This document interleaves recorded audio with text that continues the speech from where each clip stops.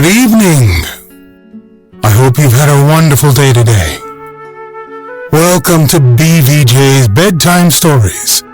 My name is Big Voice Jay, and this is a show where we get you ready for a great night's sleep with some old familiar stories that you haven't heard in a while. Links to every story can be found in the show notes at our website, bedtimewithbvj.com. Tonight's story, A Voyage to the Moon, by Edgar Allan Poe. After a long and arduous devotion to the study of physics and astronomy, I, Hans Pfaall of Rotterdam, at length determined to construct a balloon of my own along original lines and to try a flight in it. Accordingly, I had made an enormous bag out of cambric muslin, varnished with caoutchouc for protection against the weather. I procured all the instruments needed for a prolonged descent and finally prepared for the inflation of the balloon. Herein lay my secret, my invention, the thing in which my balloon differed from all the balloons that had gone before. Out of a peculiar metallic substance and a very common acid, I was able to manufacture a gas of a density of about 37.4 less than that of hydrogen, and thus, by far, the lightest substance ever known. It would serve to carry the balloon to heights greater than what had been attained before, for hydrogen is the gas usually used. The hour for my experiment in ballooning finally arrived. I had chosen the night as the best time for the ascension, because I should thereby avoid annoyances caused by the curiosity of the ignorant and the idle. It was the 1st of April. The night was dark. There was not a star to be seen, and a drizzling rain, falling at intervals, made me very uncomfortable. But my chief anxiety was concerning the balloon, which, in spite of the varnish with which it was defended, began to grow rather heavy with the moisture. I therefore set my assistants to working, and in about 4 hours and a half I found the balloon sufficiently inflated. I attached a car and put all my implements in it: a telescope, a barometer, thermometer, an electrometer, a compass, a magnetic needle, a seconds watch, a bell, and other things.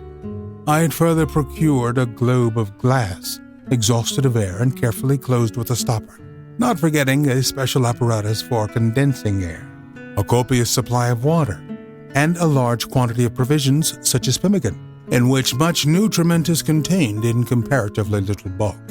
I also secured a cat in the car. It was now nearly daybreak, and I thought it high time to take my departure. I immediately cut the single cord which held me to the earth, and was pleased to find that I shot upward with inconceivable rapidity, carrying with all ease 175 pounds of leaden ballast, and able to have carried as much more. Scarcely, however, had I attained the height of 50 yards, when roaring and rumbling up after me in the most tumultuous and terrible manner, came so dense a hurricane of fire and gravel and burning wood and blazing metal that my very heart sunk within me, and I fell down in the car, trembling with terror. Some of my chemical materials had exploded immediately beneath me, almost at the moment of my leaving Earth.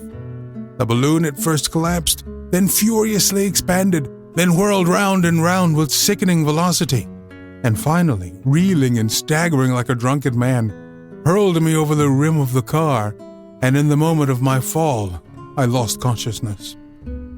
I had no knowledge of what had saved me. When I partially recovered the sense of existence, I found the day breaking, the balloon at a prodigious height over a wilderness of ocean, and not a trace of land to be discovered far and wide within the limits of the vast horizon. My sensations, however, upon thus recovering, were by no means so replete with agony as might have been anticipated. Indeed, there was much of madness in the calm survey which I began to take of my situation.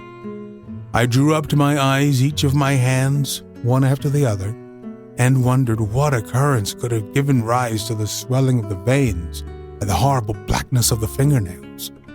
I afterward carefully examined my head, shaking it repeatedly and feeling it with minute attention, until I succeeded in satisfying myself that it was not, as I had more than half suspected, larger than the balloon. It now occurred to me that I suffered great uneasiness in the joint of my left ankle, and a dim consciousness of my situation began to glimmer through my mind. I began to understand that my foot had caught in a rope and that I was hanging downward outside the car. But strange to say, I was neither astonished nor horror-stricken. If I felt any emotion at all, it was sort of a chuckling satisfaction at the cleverness I was about to display in getting myself out of this dilemma. With great caution and deliberation, I put my hands behind my back and unfastened the large iron buckle which belonged to the waistband of my pantaloons.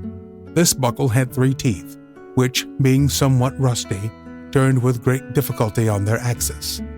I brought them, however, after some trouble, at right angles to the body of the buckle, and was glad to find them remain firm in that position. Holding with my teeth the instrument thus obtained, I proceeded to untie the knot of my cravat. It was at length accomplished. To one end of the cravat I then made fast the buckle, and the other end I tied, for greater security, tightly around my waist.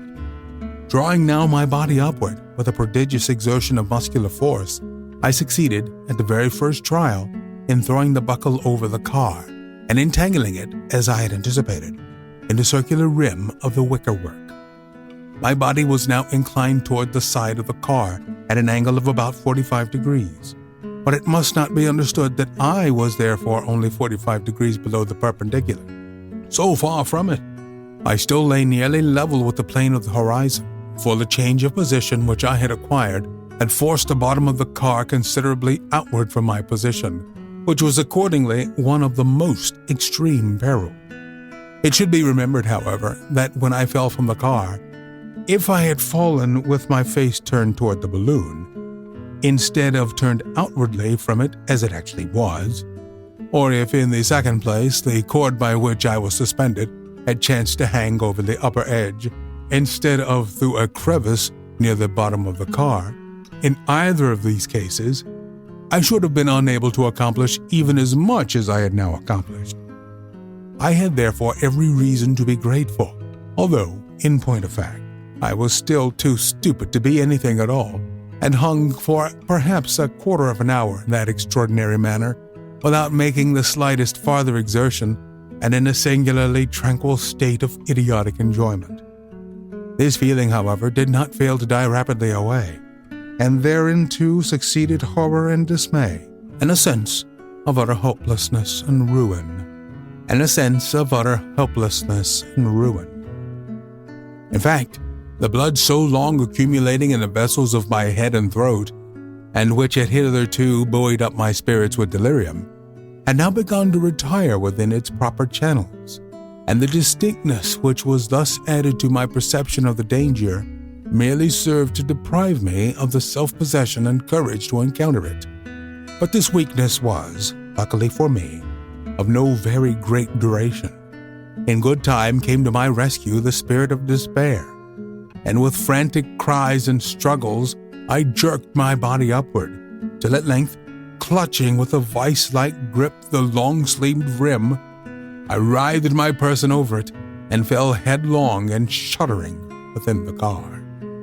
When I had recovered from the weakness caused by being so long in that position and the horror from which I had suffered, I found that all my implements were in place and that neither ballast nor provisions had been lost. It is now high time that I should explain the object of my voyage. I had been harassed for long by poverty and creditors. In this state of mind, wishing to live and yet weaned with life, my deep studies in astronomy opened a resource to my imagination. I determined to depart, yet live. To leave the world, yet continue to exist. In short, to be plain. I resolved to let come what would, to force a passage, if possible, to the moon. This was not so mad as it seems. The moon's actual distance from the earth was the first thing to be attended to. The mean or average interval between the centers of the two planets is only about 237,000 miles. But at certain times the moon and earth are much nearer than at others, and if I could contrive to meet the moon at the moment when it was nearest earth, the above-mentioned distance would be materially lessened. But even taking the average distance and deducting the radius of the Earth and the Moon, the actual interval to be traversed under average circumstances would be 231,920 miles. Now this, I reflected, was no very extraordinary distance. Traveling on the land has been repeatedly accomplished at the rate of 60 miles an hour, and indeed a much greater speed may be anticipated.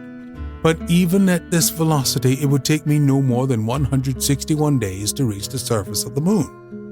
There were, however, many particulars inducing me to believe that my average rate of traveling might possibly very much exceed that of 60 miles an hour.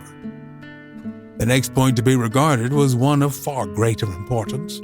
We know that at 18,000 feet above the surface of the Earth, we have passed 1/2 of the material, or, at all events, 1/2 the ponderable body of air upon the globe. It is also calculated that at a height of 80 miles, the rarefaction of air is so great that animal life can be sustained in no manner.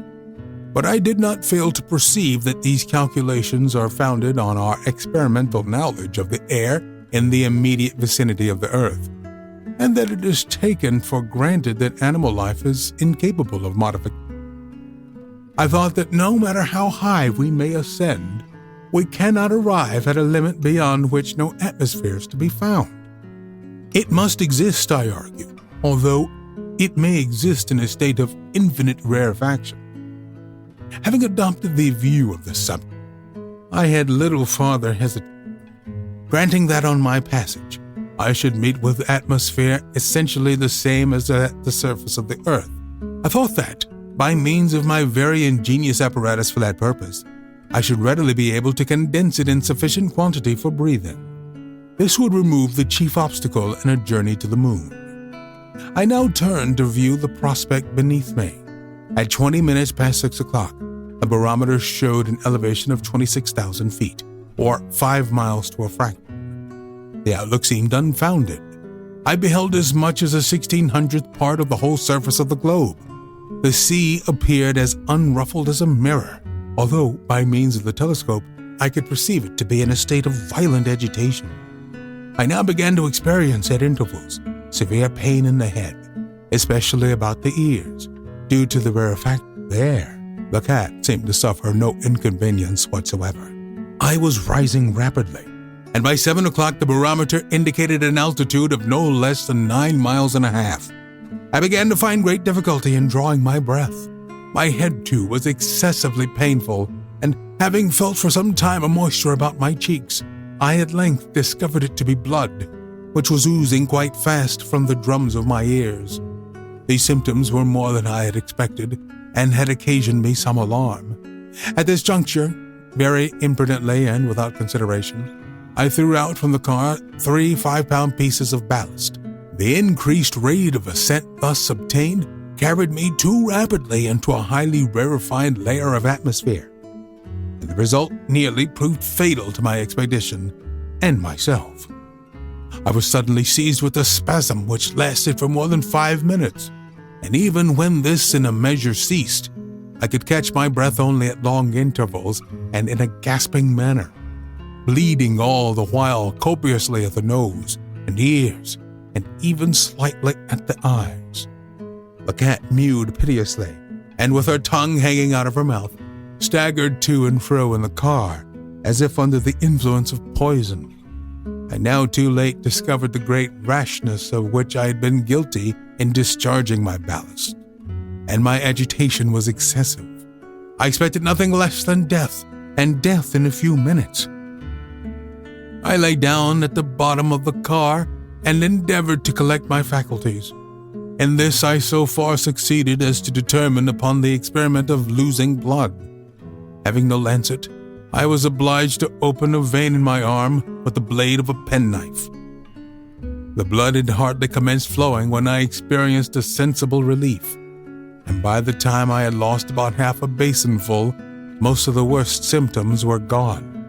The difficulty of breathing, however, was diminished in a very slight degree, and I found that it would be soon positively necessary to make use of my condenser. By 8 o'clock, I had actually attained an elevation of 17 miles above the surface of the earth.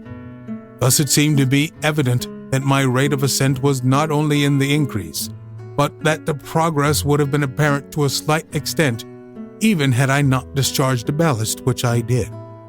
The pains in my head and ears returned at intervals and with violence, and I still continued to bleed occasionally at the nose.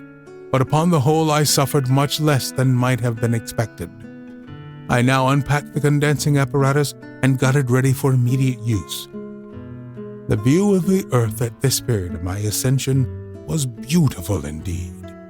To the westward, the northward, and the southward, as far as I could see, lay a boundless sheet of apparently unruffled ocean, which every moment gained a deeper and deeper tint of blue. At a vast distance to the eastward, although perfectly discernible, extended the islands of Great Britain, the entire Atlantic coasts of France and Spain, with a small portion of the northern part of the continent of Africa. Of individual edifices not a trace could be found, and the proudest cities of mankind had utterly faded away from the surface of the earth. At 8:15, being able to no longer draw breath without the most intolerable pain, I proceeded forthwith to adjust around the car the apparatus belonging to the condenser. I had prepared a very strong, perfectly airtight gum elastic bag. In this bag, which was of sufficient size, the entire car was in a manner placed. That is to say, the bag was drawn over the whole bottom of the car, up its sides, and so on, up to the upper rim where the network is attached. Having pulled up the bag and made a complete enclosure on all sides, I was shut in an airtight chamber. In the sides of this covering had been inserted 3 circular panes of thick but clear glass, through which I could see without difficulty around me in every horizontal direction.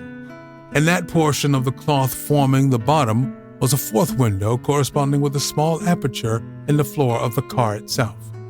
This enabled me to see straight down, but I had been unable to fix a similar window above me, and so I could expect to see no objects directly overhead.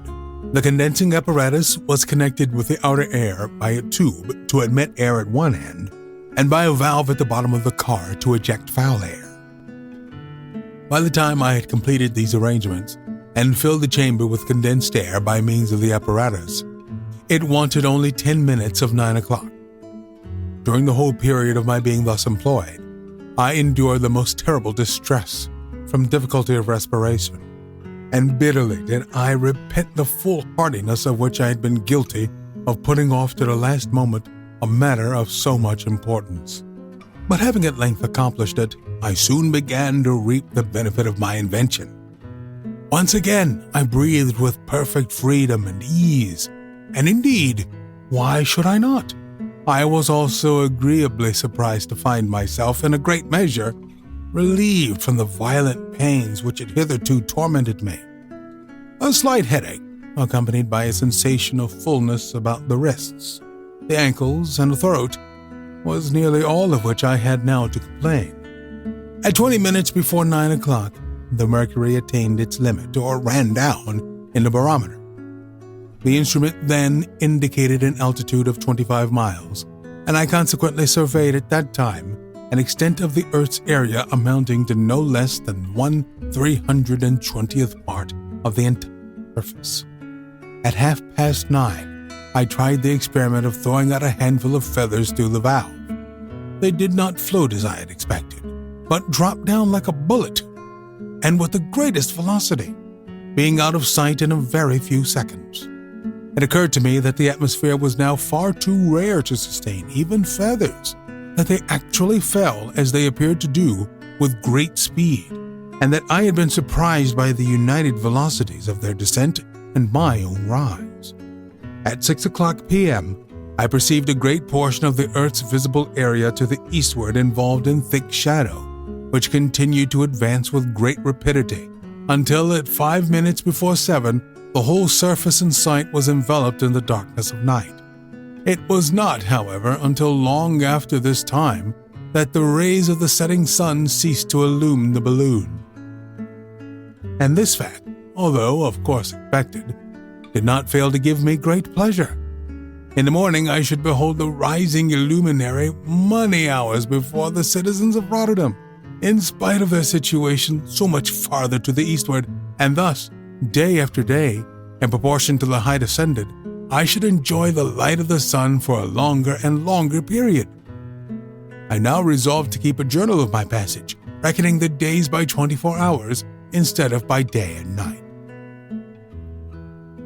We'll continue our story on our next episode.